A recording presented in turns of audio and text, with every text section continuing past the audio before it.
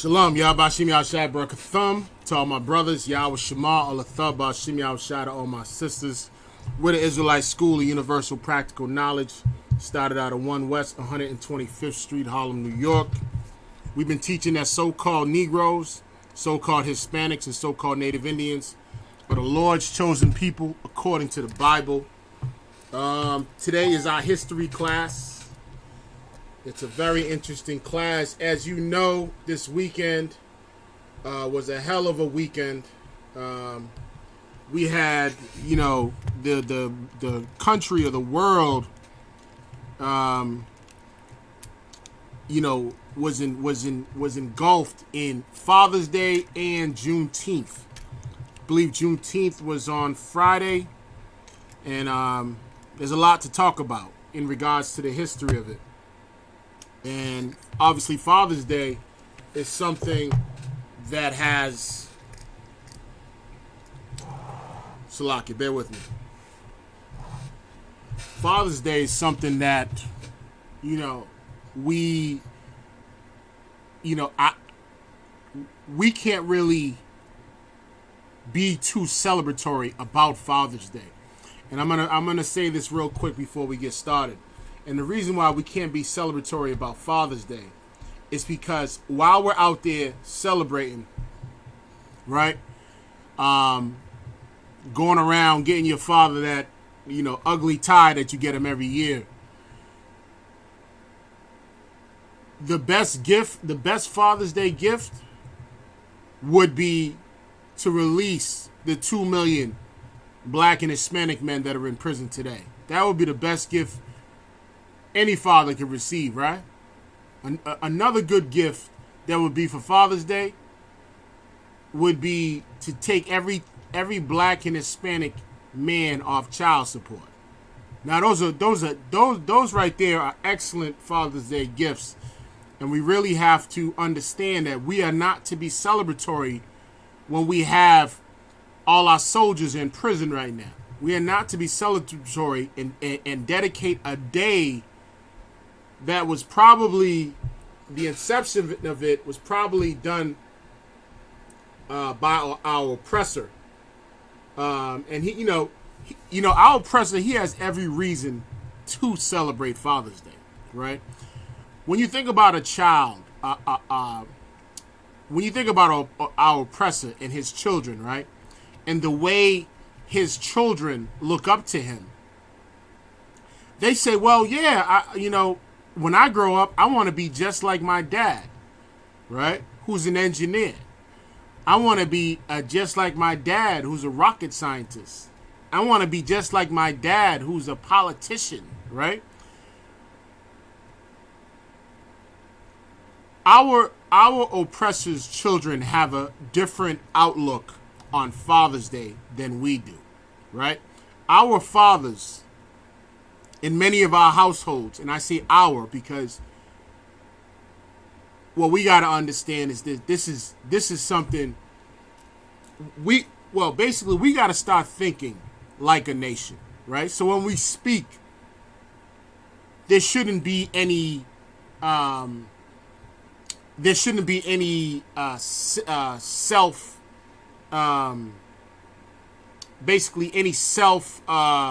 recognition. Me, I recognize my problems are my nation's problems. My brother's problems are my problems. And so what we have to understand is that many of us grew up in a household without a father, right? Many of us had a monster of a mother who belittled your father, who drove him out the house, right? And what we have to understand is that we've grown up hating our fathers, right? We've grown up hearing that our fathers were deadbeats. We've grown up hearing that our fathers were no good. You know what I mean? When you think about it, right? What other nation belittles the men in their nation? What other nation talks down about their men? I don't know any other nation that talks down about their men or their soldiers, right? than black people and Hispanic people, right? That whole term, there's no good black men, there's no good Hispanic men. We're the only ones that say that nonsense. And what we have to understand is that in order for us to even celebrate Father's Day, every father would have to be out of prison today. Every father would be, when I say every, I'm talking about every black and Hispanic father would have to be out of prison today. Every black and Hispanic father would have to be off child support. Every black and Hispanic father should be allowed to see his kids without some court order from some monster that is denying this man from seeing his kids, right? But we this weekend we were, firing up that barbecue, right? Showing our appreciation to our fathers, right? And I can guarantee you not many of you were able to do that, right? Because your father was probably not in your life, right? And you blamed that man for the reason why your life went the way it went. When you don't understand the devices that our oppressor uses to destroy black men, you don't understand there was a point in time when black women were receiving government assistance in the 70s. They weren't allowed to say that there was that there was a man living in the house. They weren't allowed to. They had to put on wax that there is, like, these are the members of the household, not including the man. You got to understand that in the last 150 years, after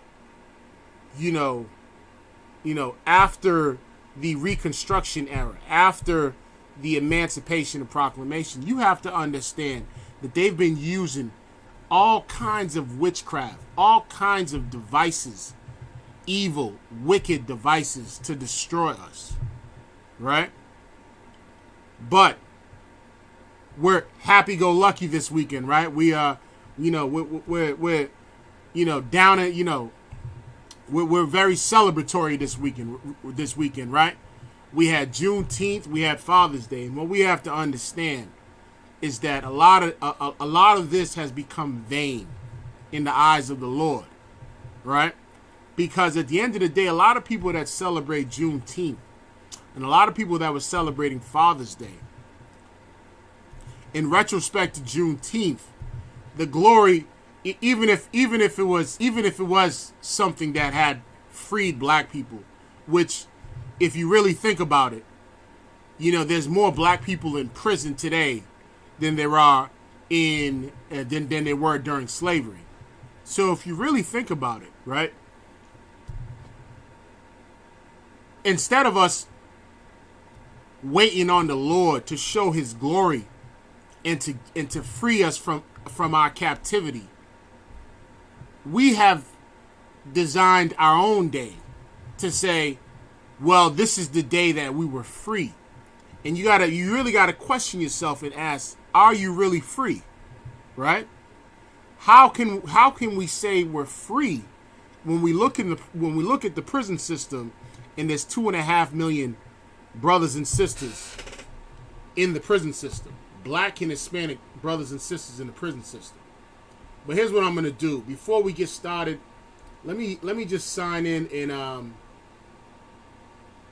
let me get the chat going. Hopefully I can remember the password. I want to see who's on the chat, who wants to ask some questions before we get started. We're gonna break down the history of Juneteenth.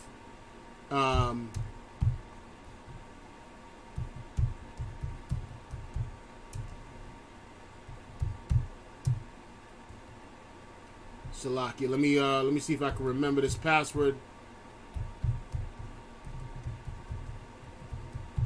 Let's see if it goes through.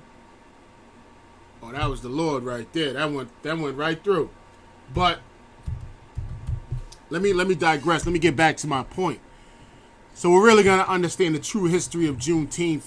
Really dive into it. This is a hot topic right now.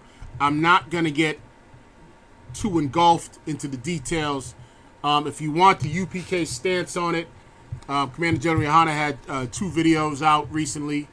Also, Black Watch tonight. I got to promote Black Watch. Make sure you tune in tonight at 9 p.m. A lot of heavy things are coming out from the heavy hitters.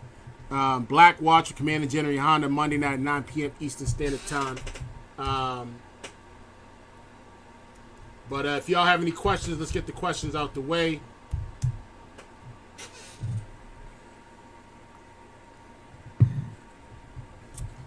I'll give it a sec.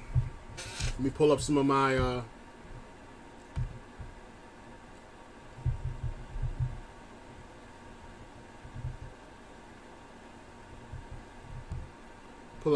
bookmarks. Give it a sec. Questions. Anyone? Let me know if y'all have any questions, all right?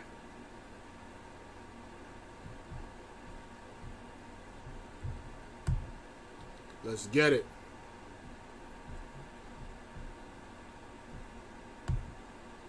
All right, let me get some of these bookmarks. Whoever's online, questions, we about to get started. If there ain't no questions online,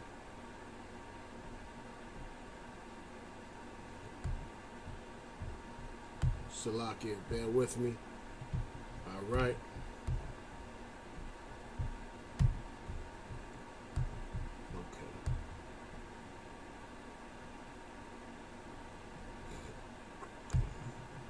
Okay, let's go to we're gonna get started.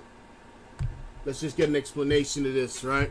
So, a couple things we're gonna talk about, right?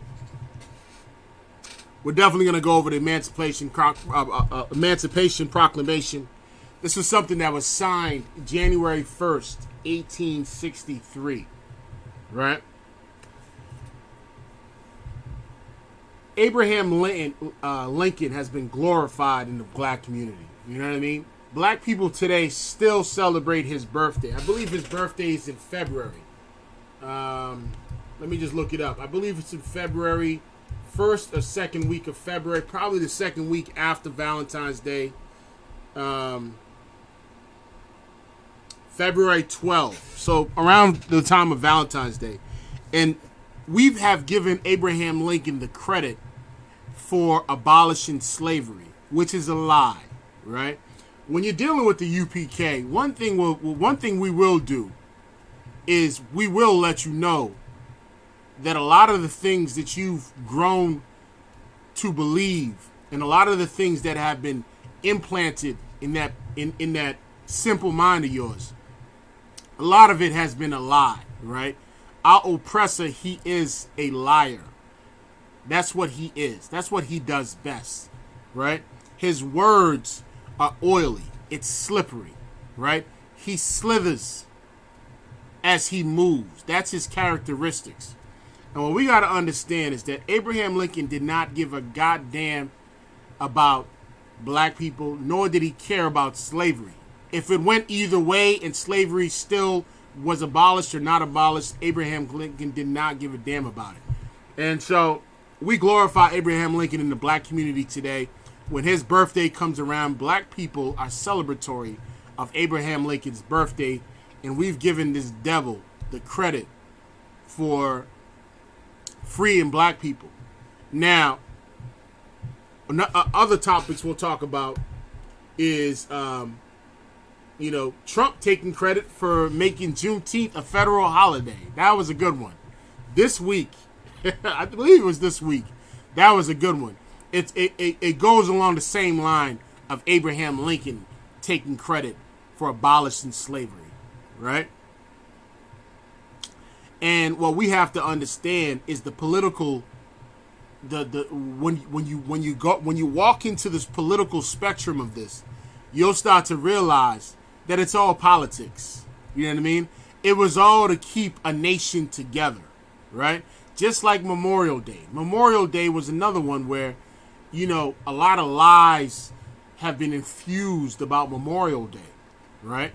And what we have to realize is that we have to take heed to the spirit behind our oppressor and how he operates, right? We have to take heed to his demeanor and his nature in regards to the teachings that he's given us for the last 400 years, in regards to his doctrines and his philosophies. We have to really understand that he has the vibe of a snake, right? His whole MO is characteristic of a snake. And so that's another thing we'll talk about. Also, we'll bring up how, you know, slave owners started to migrate to certain states where a lot of the slaves weren't privy to the fact that a proclamation has been determined in regards to freeing the slaves, and ideally, the reason why this took place is we'll read up on it and get a better understanding of why that Emancipation Proclamation took place. We'll also talk about Major General Gordon, who issued Order Number 3 in Galveston, Texas, which is where this whole Juneteenth matter came from. What else? And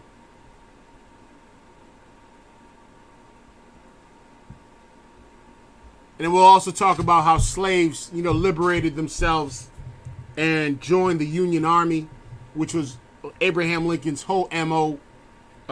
He considered those slaves to be citizens once they joined the Army, joined the Union at that.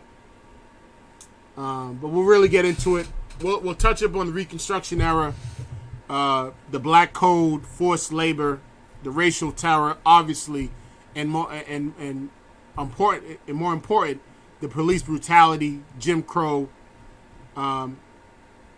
Juneteenth is basically the celebration of a coming freedom.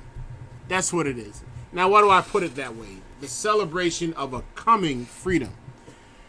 In your mind, you think you're free, right? I had a quick discourse prior to this with a brother, right? Where what I wanted to bring up was this thing they used to call a double V campaign. A double V campaign during World War II was a campaign that was fought overseas and on the home front. Well, while black people were fighting for the freedom of another nation overseas, they still had to come home and fight for their own rights and fight for their own freedom here in America during World War II. And they called it the Double V campaign. It was a wartime campaign that was going on where we fought for this country and we showed our patriotism to this country. And what did we get? We got the dirty end of the stick when we came back, right? A lot of our brothers were strung out on heroin and all kinds of drugs and hallucinogens. A lot of us were destroyed from that. With, you know, it's bad enough we have PTSD in this country, but let alone a brother going to war and coming back with PTSD. And so we have no rest. You know, to be free, to be liberated, right? It means to have a time of rest, right? And we have no rest in this place. You know what I mean? There's so many snares and traps that are put in this place to make us fall into a system, into the prison system.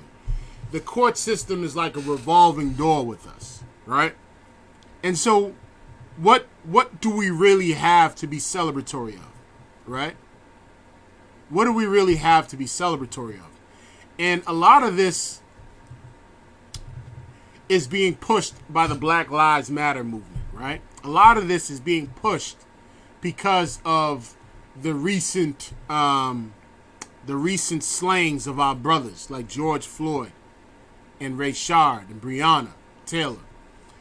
And a lot of this is motivated because of what went on with the COVID-19. And the sad part about it is that we were really gassed when they set up, the Malcolm X Boulevard. We were gassed when they put up statues of Martin Luther King and gave him his own streets, named streets after him, right? And we thought we had victory then, right?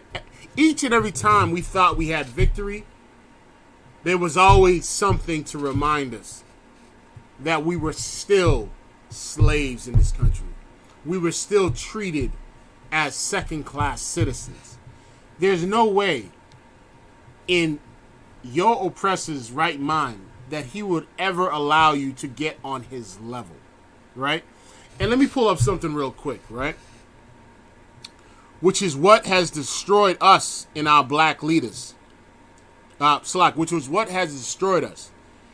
The thing that has destroyed us is our leadership, right? And what the UPK offers is righteous leadership. That's what we offer. We offer absolute, without a doubt, righteous leadership. And what you've lacked and what our people have lacked, and when I say our people, I'm talking about so-called Negroes, Hispanics, and Native Indians, and so-called Native Indians, is that we've lacked, and we haven't had a taste of righteous leadership. You know what I mean? We hear good words and fair speeches, right? And before I even pull that up, let me pull up this precept real quick. And in about 8 minutes, we're really going to zone in on the history behind all this. It says this. It says, in Romans chapter 16, verse 17, it says this. Now I beseech you, brethren, mark them which cause a division and offenses, contrary to the doctrine which ye have learned, and avoid them. See, this week a lot of people had visuals, and they equated Juneteenth with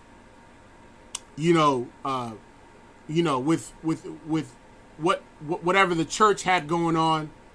And what we have to understand is that black people have been yearning for something, right? We've been so divided because of the doctrines that we've been given, right? Which is contrary to what the doctrine that the Lord has given us. The Lord does not want us to come together with our oppressor, right? The Lord does not want us to join the same people that put us in slavery, right? And if we're talking salvation is something where you're being saved from the one that is killing you. You're being saved from something or someone. That's what salvation is. You being saved from someone. Salvation during the time of Moses was the Lord stretching out his arms to redeem us from the house of bondage. You see, America is the house of bondage, right? During the time, and actually, let me keep reading on this. Romans chapter 16, let's start at verse 18. For they that are such serve not our Lord Jesus Christ or Yahushua Mashiach, meaning our leaders do not serve our Lord. They do not serve Yahushua, right? But guess what they do serve? Let's keep reading. But their own belly. They only serve their own belly. Our leaders have sold us out from the outright. They've sold us out to our oppressor, right? we're so easily bamboozled by these trinkets that our oppressor gives us, right? So now Juneteenth is about to be a federal holiday, right? Now, how do you look at that? Do you look at that as a gift? I bet you do, right? Just like you looked at Malcolm X Boulevard as a gift, as victory, right? And now what? So now we have Juneteenth. What is going to change now that they're going to make this a federal holiday? What is going to change, right? If our leadership doesn't change, then we can't change. If there is no changing of the guards, and you're still relying on your Christian leaders, and you're still relying on your black and Hispanic and so-called Native Indian political leaders, if we don't get rid of them, if we don't get rid of the corruption, there is nothing that's going to change, right? Well, okay, so they gave you a day, right? So now this is the black version of the 4th of July, right? Juneteenth is the black version of the 4th of July, right? Well, here's the problem, is that while you think that we've been free, there's been a systematic approach to keep us in bondage, to keep us a slave. I mentioned earlier about Father's Day, right? And what I said about Father's Day, I'm hoping you took note of, right? What I said about Father's Day was, I said, well, while we're out there, right, celebrating Father's Day, how many fathers are in the prison system today? How many black and Hispanic fathers are in the prison system today, right? And what do they have to celebrate? Are they getting Father's Day gifts from their children? Many of them have children. Many black and Hispanic men that are locked up have children. Or is that child saying, my father was a no good deadbeat dad? Is that the mindset that child has? Let me tell you something. Our sisters, our black and Hispanic women have become monsters in this place. And the reason why I say that, and I'm not speaking in entirety, but what I'm saying is this, is that our sisters have aided our oppressor in reenacting a new form of slavery. You know, throughout the years, we've had so many prison reforms. And throughout the years, we've had so many privatized prisons, right? When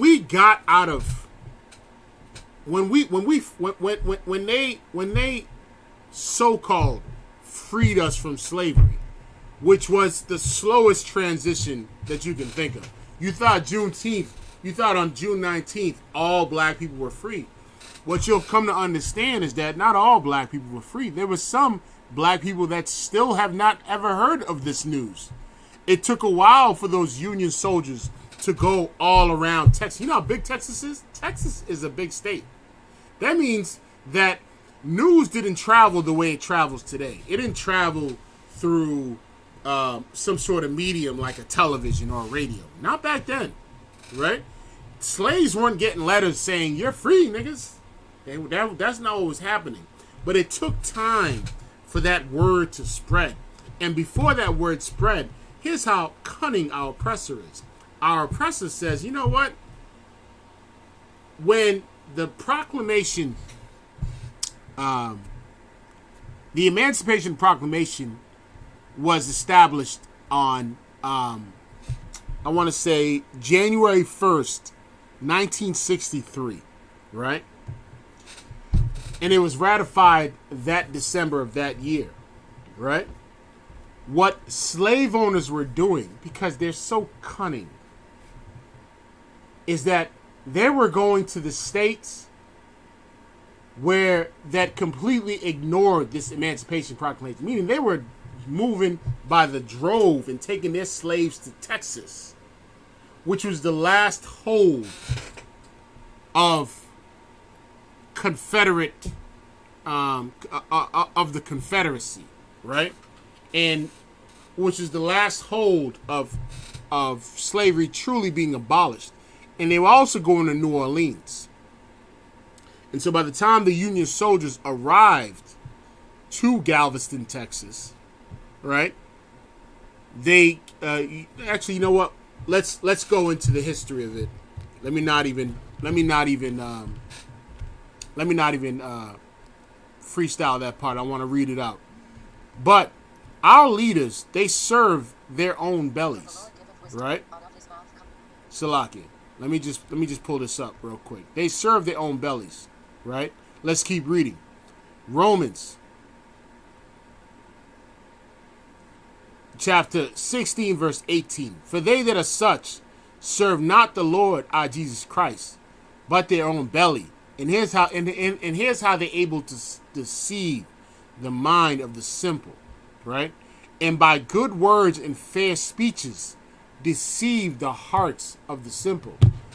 Our leaders are receiving gifts from our oppressors, and they're accumulating wealth in this place by making sure that we're destroyed, right? You thought it was a victory when they made it a federal holiday, Martin Luther King's birthday. You thought it was a victory. Woo! Right? And this was over who knows how many years ago that this holiday came into effect. You thought it was a victory. You thought it was a victory when they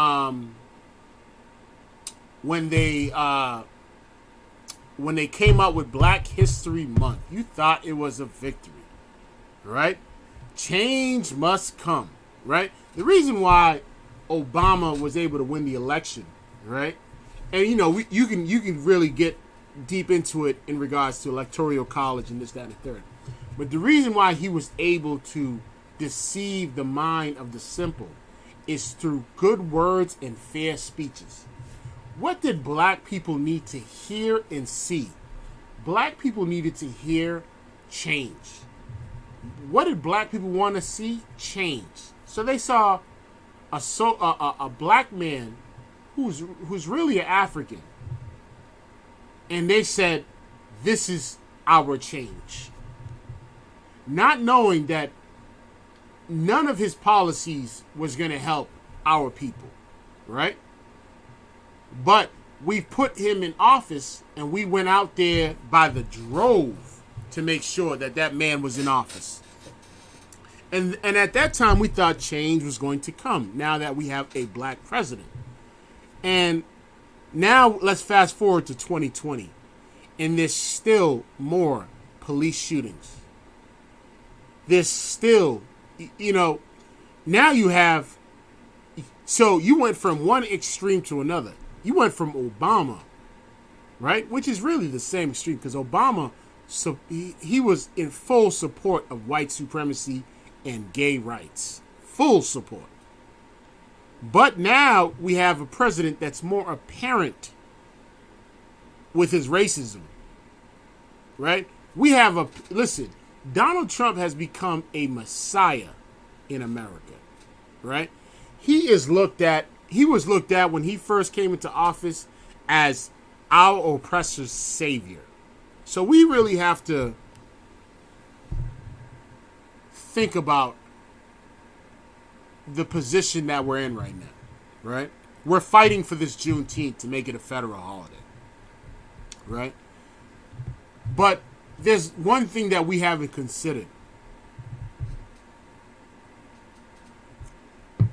We haven't considered the fact that hell has enlarged itself. That's what we haven't considered, right? And we're going to go into the story real quick on Juneteenth. I want to make sure I got the right source. But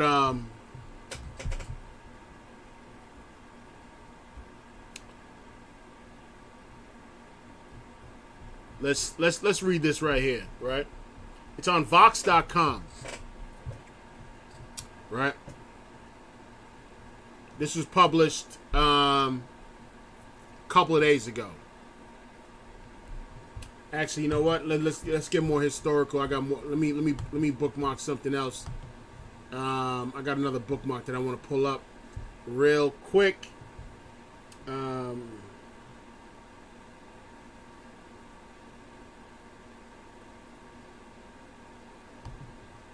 me pull this up real quick. Okay, so this is on the usnews.com. Separating fact from myth on slavery. Not everything you know about slavery is true, right? Let's read this real quick. People think they know everything about slavery in the United States, but they don't. They think the majority of African slaves came to the American colonies, but they didn't. They talk about 400 years of slavery, but it wasn't. They claim all Southerners owned slaves, but they didn't. Some argue it was a long time ago, but it wasn't. Meaning this, all Southerners did not own slaves, right? There was only a small percentage of them that did own slaves, right? The other percentage, the lower class, they exercised their white privilege and they made it worse for black people. But only a small percentage truly owned slaves, right? To equate the value of a slave,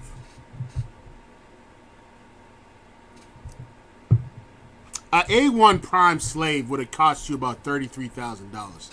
And there was a couple of things that took into effect in regards to the value of a slave.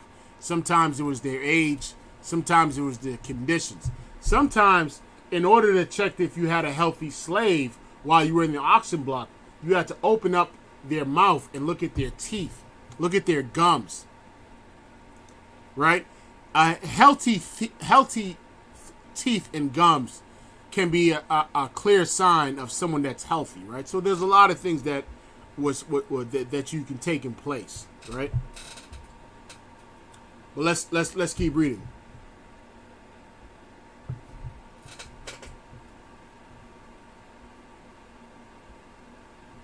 Let me select it. You know what?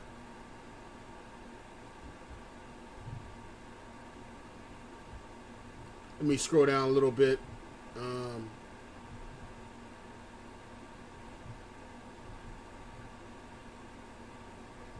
Salaki, bear with me. You know what? Let me get my other bookmark instead. I have a better one than this one. Bear with me. I'm gonna get a good one right here.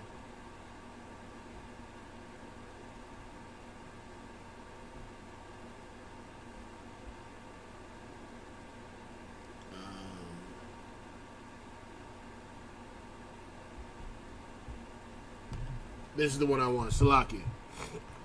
This is on Slate.com. This is talking about how emancipation was a painful process. This is the one I really wanted.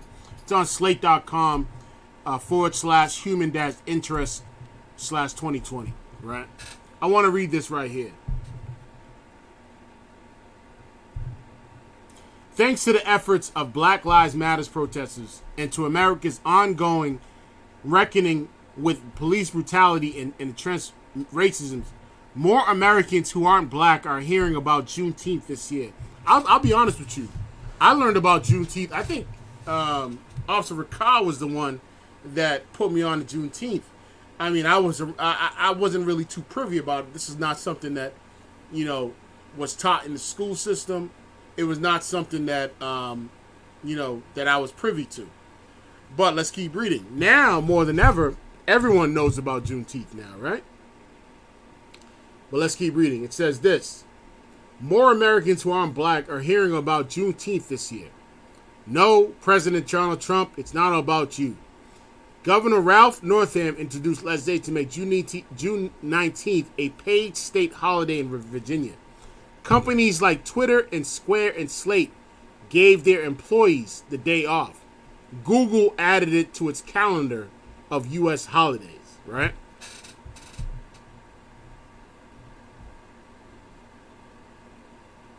It says Juneteenth, our former colleague Jamel Bowie wrote in 2014 argument for the addition of the day to the calendar of federal holidays is a celebration of emancipation, but also a celebration of commitment to liberty and equality. This idea that the day's significance lies in our stated commitment, not necessarily our accomplishment, should be the key to our celebration. Now, this person is trying to say that the key to our celebration is liberty and equality, right?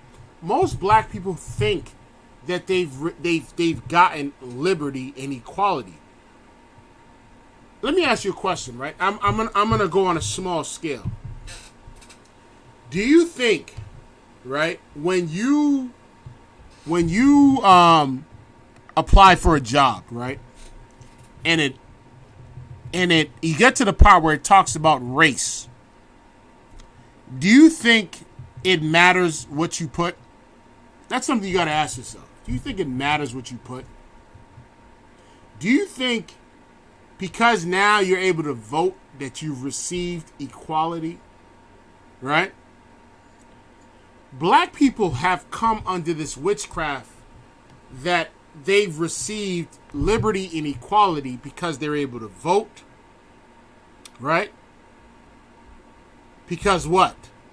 How have you received equality, right? When you are the target of America. You were the target in their medical exploitation. You were their target in their chemical warfare against you. You were their target in their eugenics program. You were their target for everything destructive in this place, for every experiment in this place. You fought during the Double V campaign for rights after World War II. You have never received equality in this place. You have never. You are the one. The Stop and Frisk program was designed for black and Hispanic people. You have never received equality in this place.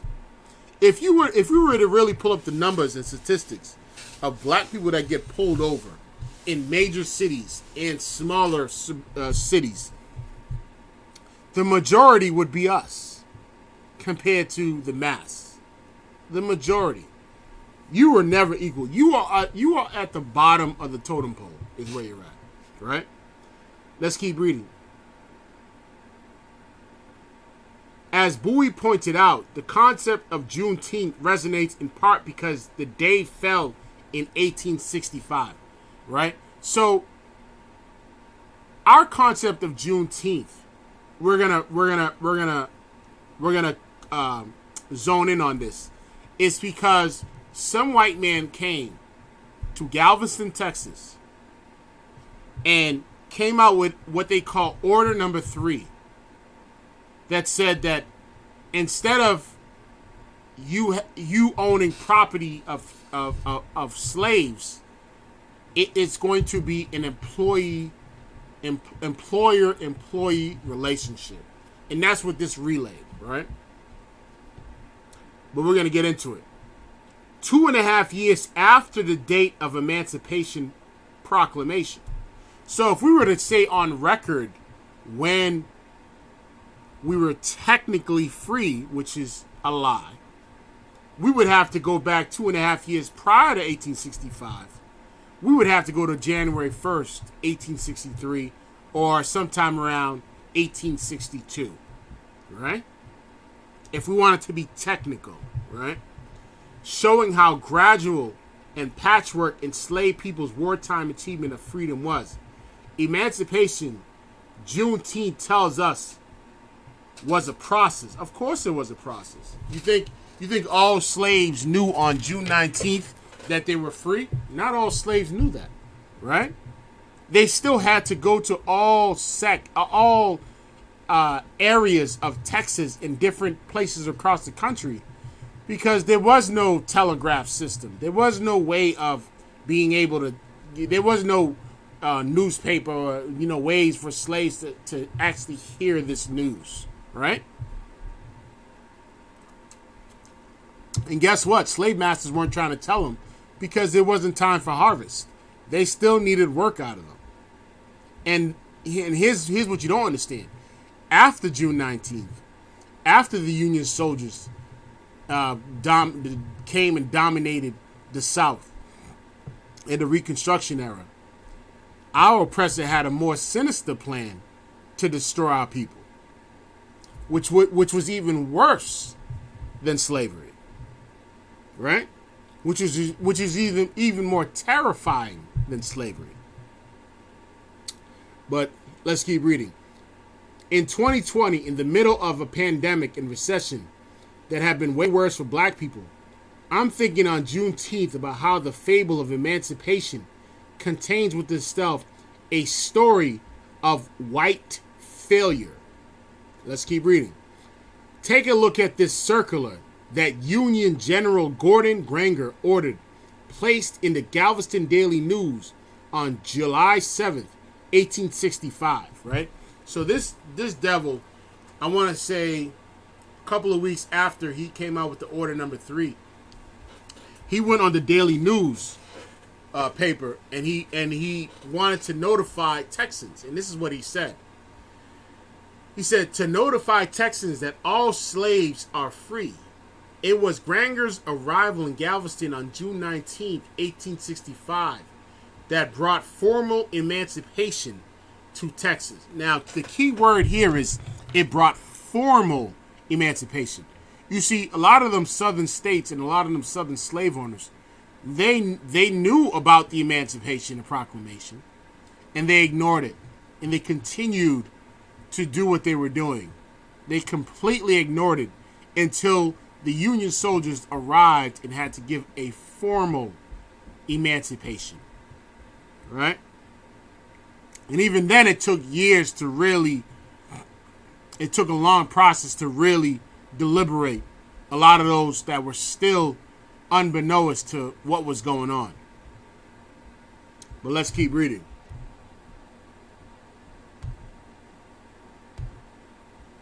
The last former slave state to hold people in captivity, right, was Texas. Speaking of the patchwork nature of liberation, some people from other parts of the South even brought those they held in bondage to Texas to be able to retain their property for longer. So here's what was going on, right? The Texas was the last state, was the last stronghold for the Confederacy, for slave owners to own slaves and continue to own their slaves.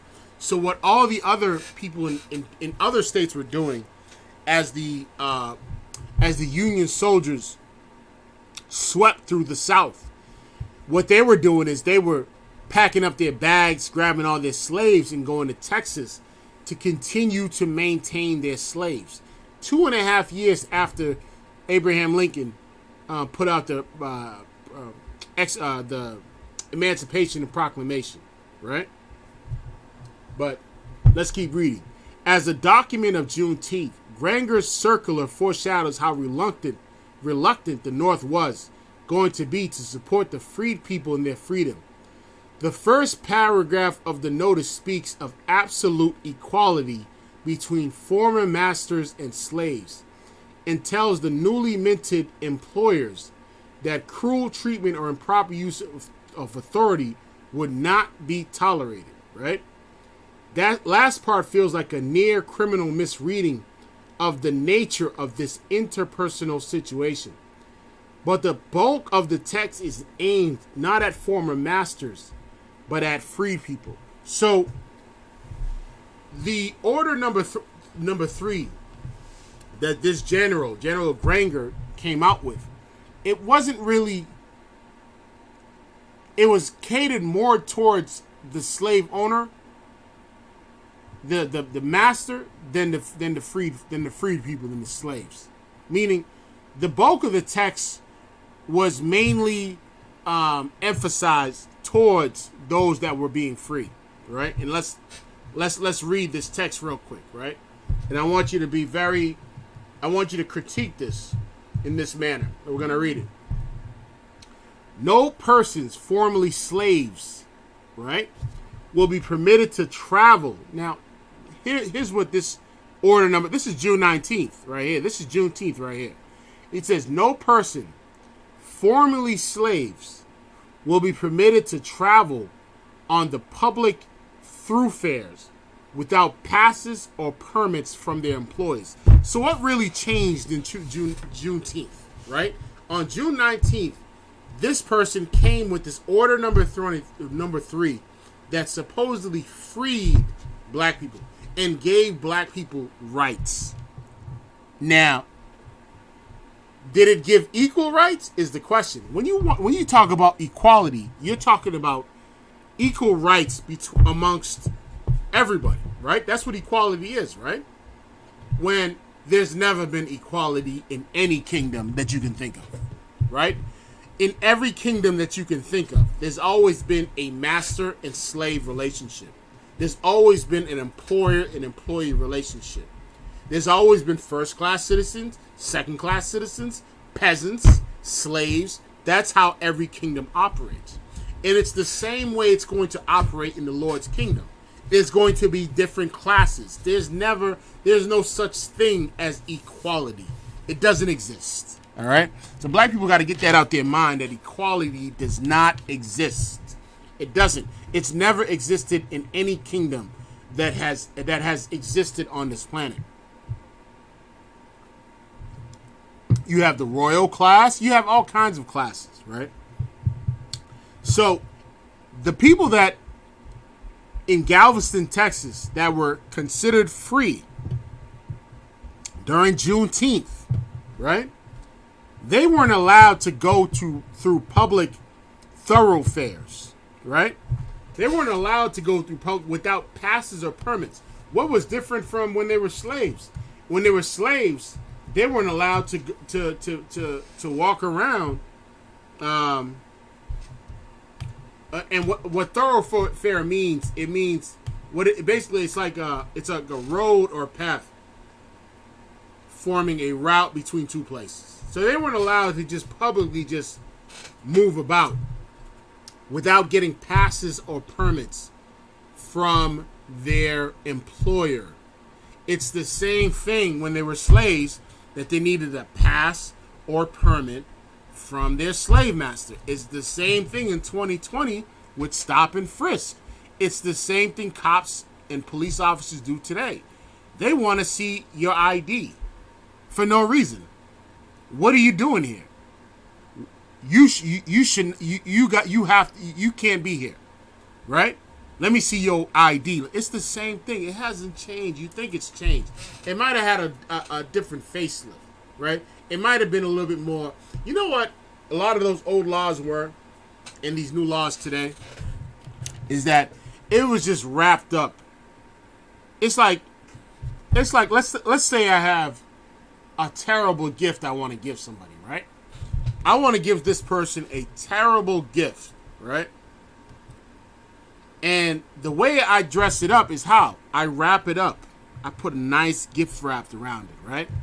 And when Father's Day comes around, I give it and say, hey, here's your gift, Dad. And when he opens it up, what does he see? A terrible gift, some ugly tie that he doesn't like, right? But when he first looked at it off rip, he looked at it, he said, oh, but the box was dressed nice, had a nice little gift wrap. Until you open it, you realize this gift is terrible. That's what they did with our laws. They just wrapped it up. They sweetened it up a little bit, but it's still the same thing. There's more, like I mentioned earlier, there's more black people in the prison system than there were in slavery. So that goes to show you that Juneteenth was a joke because we never received liberty and equality. And we're gonna tie this in about a sec. Let's keep reading. They will not be subsisted in idleness, meaning anytime. See, in every other situation, right? When someone has gone through when a nation has gone through some sort of trauma, right? America, helps these other nations when they've gone through something, right? But we've gone through warfare. We've just left. We were. What's the proper word I want to use? We were casualties of war after the proclamation, after this decree that the general called out. So you think we would receive some sort of assistance to get back on our feet. But here's what they said here. They will not be subsisted in idleness. You know what idleness means? Meaning the government of the American government will not support these casualties of war, will not support these slaves, so they have to go back to work in order for them to subsist. To subsist means to maintain or support oneself, especially at a minimum level, right? So they had to basically fend for themselves and support themselves, considering that they've been liberated, right? And now what they're saying is they will not be subsisted in idleness or in any way except as employees of the government. That's the only way they were able to feed themselves, is to really go back to the terror of work that they were doing before. That's really how they were able to survive, is to go back to what they were doing before. But now the relationship is between an employer and an employee. Let's keep reading, right? Or in cases of extreme destitution or sickness, right? This is how evil this kingdom is, right? To be destitute is without the basic necessities of life, right? So they weren't willing to even give us those necessities that we needed, right? The minimal. This is our American government, right? Let's keep reading. It's very interesting right here. It says, or in cases of extreme destitution or sickness. So even if, people that were old or young and that were sick, they suffered the most because they weren't able to work. And the American government did not recognize them as citizens.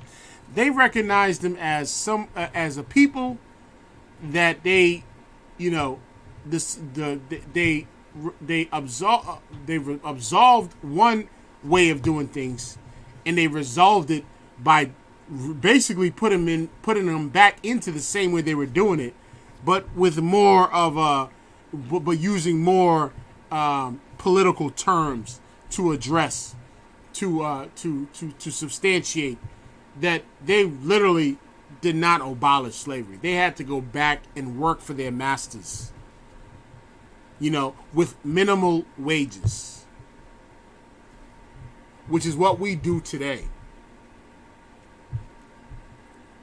We are not the business owners. We are not the ones running the businesses. We are not the ones. That's why black people can never be racist. We are not the ones that have the resources to be able to be racist. Right? Idleness is sure to be productive of vice. No person, white or black, able to labor will be subsisted by the government in idleness, and thus hang as a dead weight upon those who are disposed to bear their full share of the public burdens. Right? So they made it seem like this was a public burden, that you could not be idle. Right? And it's the same thing that's going on right now during the COVID-19. The government is seeing, our oppressor is seeing that you are idle and you're receiving these unemployment checks and you are idle, right? And back then, they weren't willing to give you any sort of benefits after you were the one that built this country. You built the White House. You built all these infrastructures in this country, right? And still, then they were not willing. Our government was not willing to give you any assistance at all, right? All right, let's keep reading. This part of the story of emancipation too, the way that white Northerners extended a provisional vision of freedom while requiring hard labor. So keep in mind, Juneteenth is a provisional vision of freedom. That's what Juneteenth is, right? I should put that in the chat. Salakis, you mind if I don't know if I can type that fast, but hold on. Juneteenth is a provisional vision of freedom. I have to put this in the chat. This right here. All right? That's what Juneteenth is. Juneteenth is a provisional vision of freedom. It's provisional, right? While requiring hard labor, they still required hard labor from us even after the fact that, that Juneteenth came around.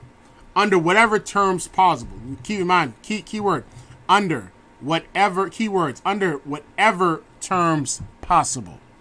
So the same things, the same harsh labors that you were doing prior to Juneteenth and after, it did not change. And then they started to come up with these Jim Crow laws and these black codes.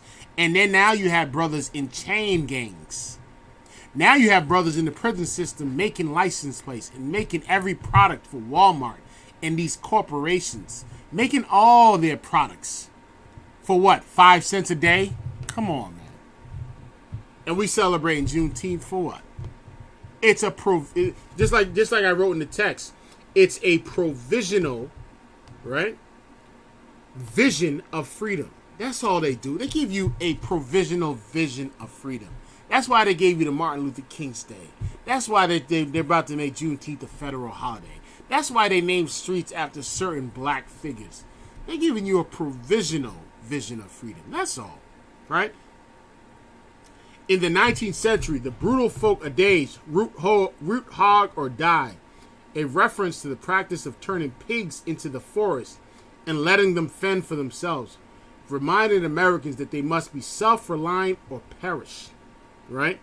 Approaching Reconstruction, mixing the ideology of free labor with a dose of racism, the federal government made it clear that the northern whites would not make an exception to this rule of self-reliance for the formerly enslaved.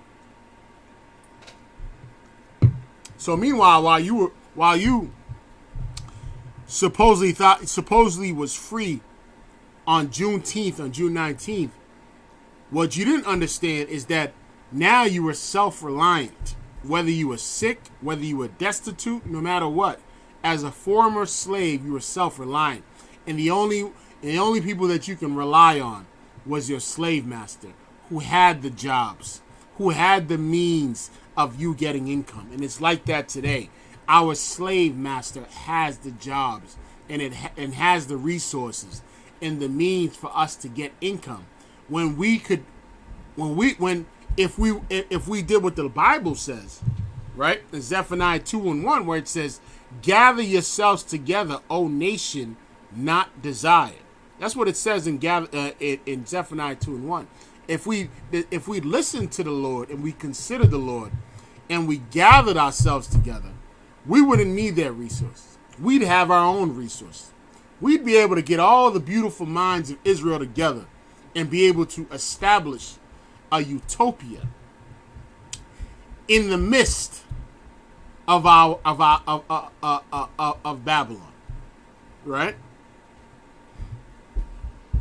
Let's keep reading. The reluctance to assist was an artifact of cultural belief about individual responsibility, but it was a function of northern whites racism.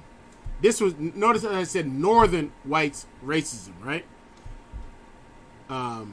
In her Beyond Redemption, Race Violence in the American South After the Civil War, historian Carol Embleton writes that a protective impulse among Northerners who wanted to shield free people from abuse and intimidation in their relationship with their former masters brushed up against an equally strong impulse to discipline ex-slaves, to reform their degraded spirits, and control their laboring bodies.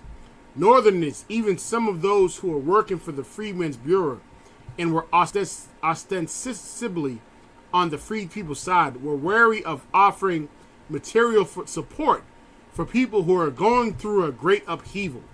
Even under these most extreme circumstances, they feared the strings-free fulfilling of basic needs like food and shelter would lead to dependency. This is how evil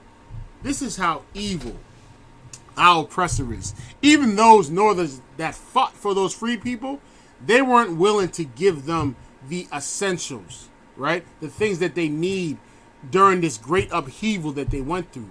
like food and shelter, right? You were a slave. You didn't own anything. Now what? You just out in the streets doing what? Right? You have to start from ground zero, right?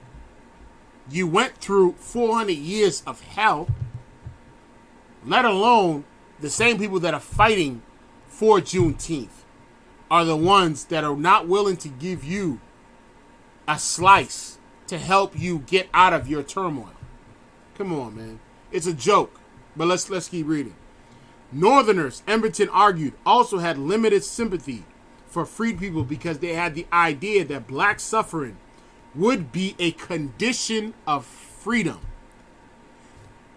Our oppressors think when we suffer, even though we're not in chains, is a condition of freedom.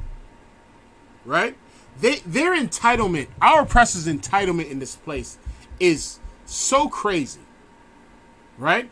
That when they see us driving nice cars and they see us with a nice house, deeply in their spirit, they're saying, what are you, a slave, doing with that nice car? You should not be. The stigma that they put on us is what they want to relate to. They don't want to see us strive and not suffer. Right? Our condition of freedom in this place is to suffer. That's our condition. Right? Let's keep reading. That the formerly enslaved must also pay a price for their liberation. So in order for us to be liberated, we had to pay a price, and we're still paying this price today. You think looting and rioting right now and marching is going to make our oppressor change? No. Here's what you're doing, right? As you're marching for liberation, guess what our oppressor's going to do? He's going to make you pay. He'll make you pay through the housing market. He'll make you pay through the job sector. One way or another, he owns all the resources. He has a way of making you pay for everything that you're doing right now, right? But let's keep reading. It says this. This is very interesting. It says this, that the formerly enslaved must also pay a price for their liberation, which came at a cost of so much Union blood. Emberton cites words from Captain Charles Sewell, a Freedmen's Bureau agent in Orangeburg, South Carolina, who spoke to freed people in June of 1865, the same month that Granger showed up in Galveston. He thought the people he was charged with caring for were asking too much. So this devil right here, Captain Charles Sewell, during the time where General Granger showed up in Galveston to issue that order number 3, which, keep in mind, this weeks prior, Abraham Lincoln had gotten assassinated, right? So he issues this order number 3. He thought that the people that were formerly enslaved were asking for too much. You know what they were asking for? The people that were formerly enslaved? All they were asking for was shelter, food, and medical care. Right? That's all they were asking for. Right? And he said he thought that was too much and told them that their suffering was their lot. That was their portion, was their suffering. I'm going to keep reading, man. Right? But you'll go out there and you'll celebrate Juneteenth, right? You'll celebrate it, right? Not knowing the sufferance was even worse. Because consider this. When you were a slave, at least you had food and shelter. They weren't giving these people any food nor shelter. And they were telling them to fend for themselves. Come on, man. Y'all can't tell me anything different, man. Let's keep reading. You are now free, but you must know that the only difference you can feel yet between slavery and freedom is that neither you nor your children can be bought or sold, so said. You may have a harder time this year than you ever had it before. It will be the price you pay for freedom. Come on, man. Listen, when you beg your oppressor for freedom, you're going to pay the price, man. You're going to have to suffer. And that's how your oppressor thinks. Come on, man. You serious? Listen, this right here, I'm gonna pull out this article right here. I'm gonna put it on the chat real quick, all right, man? Just so y'all can read this article real quick, all right? That's where I got this article from. All right? Look it up if you want, but here we go. Because the Freedmen's Bureau believed that the quickest way to get free people supporting themselves would be to incorporate them into a workforce as soon as possible. They tried everything that they could to match people with jobs, including moving them from state to state, writes historian Jim Down. Accustomed to a model of social order that regarded a male labor as support for a family, officials from the North thought of the formerly enslaved as healthy, unencumbered men who could work in the fields for their daily bread. This left many people who didn't fit this description or weren't supported by anyone fitting this description without any subsistence at all. As a consequence, elderly, young, sick, or disabled freed people, not to mention mothers caring for their children, struggled, while some Northerners involved in the Reconstruction, especially those working for benevolent associations, recognized this problem and tried to help. Most didn't. Most of those Northerners that you thought was fighting for your freedom, they didn't help at all, right? Here's what we're going to pull up. We're going to pull up a few scriptures real quick, all right? While we got time.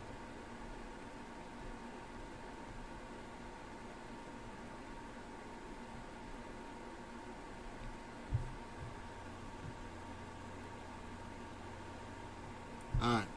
I want to pull up a few scriptures real quick, right? So, here's a few scriptures to consider, right? Deuteronomy 28 verse 50.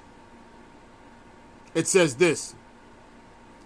Let's start at verse 49. The Lord shall bring a nation against thee from far, from the end of the earth, as swift as the eagle fleeth. A nation whose tongue thou shalt not understand. And that's what the Lord did. The Lord brought this beast from far, right? Whose tongue we did not understand, right? The English language is a bastardized language. And our oppressor made sure that he imputed in us his culture, his language, his identity, which is why we have their last names. We don't have our own last names. We have a generation of their last names, right? A nation of fierce countenance, which shall not regard the person of old, nor show favor to the young. During the Reconstruction era, they did not show favor to the young. And right after June 19th, they did not show favor to the old, the young, the sick. They said, fend for yourself. Our government did not give us any assistance because our government did not care about our freedom, right? Our government was only interested in keeping the country together, right? Now let's go to Lamentations 5 and 5. All right.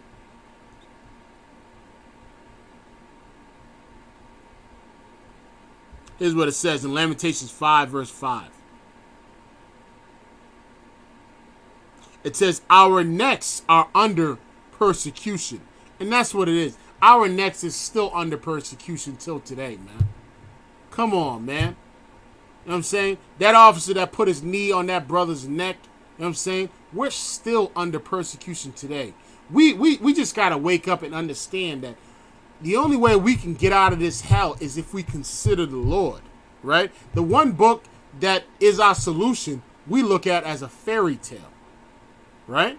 It says Lamentations 5 and 5, it says, our necks are under persecution. We labor and have no rest, man. We've been laboring in this place for the last 400 years. Dead-end jobs, barely enough to pay our rent, and we have no rest. You know when when Juneteenth would have mattered? Juneteenth would have mattered is if on June 19th, 1865, we had rest. But we had no rest. They put us right back into the hellish labor conditions that we were in slavery. And even worse, they wanted us to suffer, right? Because now before slavery, we had shelter.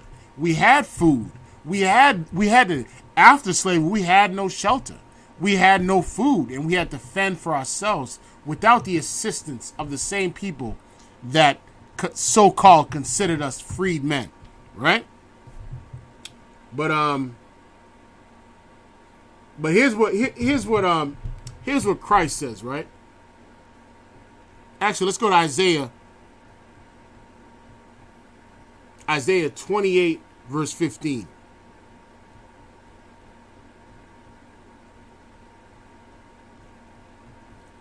Isaiah 28, verse 15, it says this.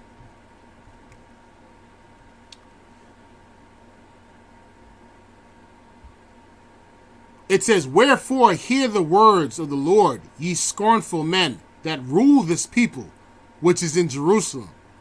Because you have said, we have made a covenant with death, and with hell are we in agreement. When the overflowing scourge shall pass through, it shall not come unto us. For we have made lies our refuge, and under falsehood have we hid ourselves."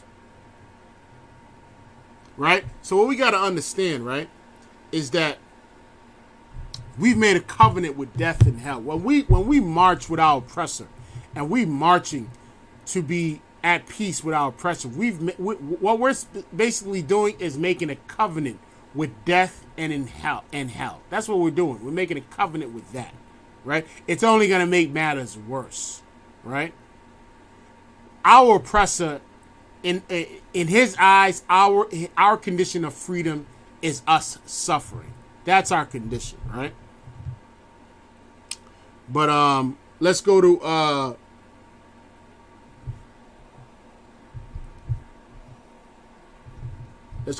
Deuteronomy 23 and 6. It says this, right? It says this: "Thou shalt not seek their peace." And this is what we're doing, man. We're trying to seek their peace. Them giving us a holiday is not going to do anything, right? It's not going to help us in any way. They've given us other holidays. They've given us a whole month, supposedly, Black History Month. And it's never done anything to help us in this place, right? But here's the good news, is that we are at the end of our punishment, right? And that's the good news, right? And it says this: "Nor their prosperity all the days forever." We are not to seek their prosperity, man. We are to separate and become a people that when other nations look at us, they fear and say, truly, this is a righteous nation. That's the kind of people we're supposed to become. I think we'll end it right here. I was going to bring up Matthew 11 and 28. But we're going to end it right here. And with that, tomorrow is the Brotherhood class. Wednesday is the law class. Tune in. Remember, in about 12 minutes, tune in to Black Watch with Commander General Yohana at 9 p.m. You know what I'm saying? All the heavy hitters are going to be in the building. We got some important topics to discuss. Make sure you tune in. Look at the bottom of that ticker. Black Watch. Remember, at 9 p.m. tonight, tune in to the Black Watch. And with that, Shalom Israel. Love y'all.